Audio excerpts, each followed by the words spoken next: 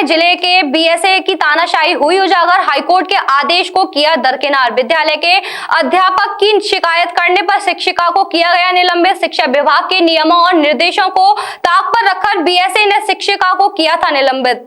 न्याय की उम्मीद में करीब 2 साल से शिक्षिका अधिकारी की चौखट पर ठोकर खाने को है मजबूर। तानाशाही के चलते बीएसए ने शिक्षिका का वेतन भत्ता भी किया बंद। पीड़िता शिक्षिका संगीता ने डीएम से लगाई न्याय की गुहार। मामले की न्यायिक जांच कराने की लगाई गुहार। पीड़िता शिक्षिका को भरण पोषण करना हो रहा है दुश्वार। ब्लॉक संदलपुर के प्राथमिक विद्यालय और कौरू फरहदपुर में तैनात थी शिक्षिका।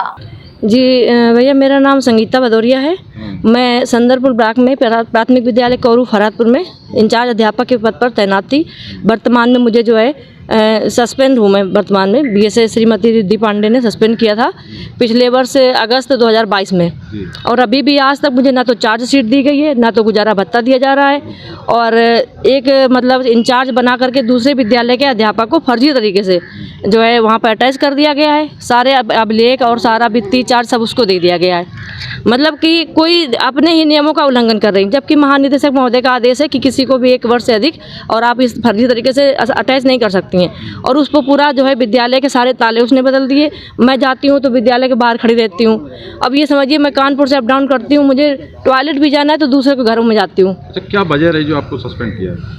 सस्पेंड तो इन्होंने किया था, जैसे मैंने शिकायत की थी कि ताला ऑफिस में बंद है तो आप जांच करें, तो इन्होंने जांच किया। तो जिसके खिलाफ मुझे, जैसे मैंने कहा, शिकायत की सहायक अध्यापक की जो परेशान कर रहा है 10 वर्षों से, तो मैडम ने उल्टा मुझे ही सस्पेंड कर दिया। और जब इन्होंने बहाल इतने दिन चार्जशीट नहीं दी तो मैं इलाहाबाद हाई कोर्ट में मैंने रिट दाखिल की।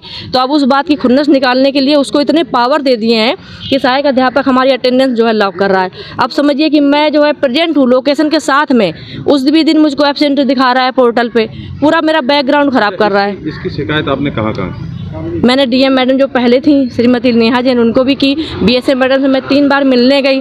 महानिदेशक महोदय के यहाँ इलाहाबाद भी मैं गई, और मतलब मैं हर जगह गई, यहाँ तक कि योगी बाबा के यहाँ भी गई, पर मेरा दुर्भाग्य था मैं उनसे मिल नहीं सकी। तो अब सीएल मेरे पास सीमित ही हैं, ये सारी सीएल मेरी इसी में जाती है अपनी समस्याएं जो है। अधिकारियों ने क्या आपको आश्वासन दिया? अधिकारी आश्वासन देते हैं कि क्रिया आपका जो है कार्रवाई होगी।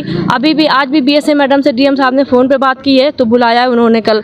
अब देखिए चौथी बार बुला रही हैं तो क्या करती हैं, परंतु अभी उन्होंने तो अन्याय की पराकाष्ठा कर दी। मतलब मेरे साथ में इतना कुछ किया है, कुछ चीज़ें तो ऐसी हैं कि जो मैं बता नहीं सकती हूँ। वहाँ पर मैं झेल रही हूँ टॉर्चर। अब आप चाहती क्या?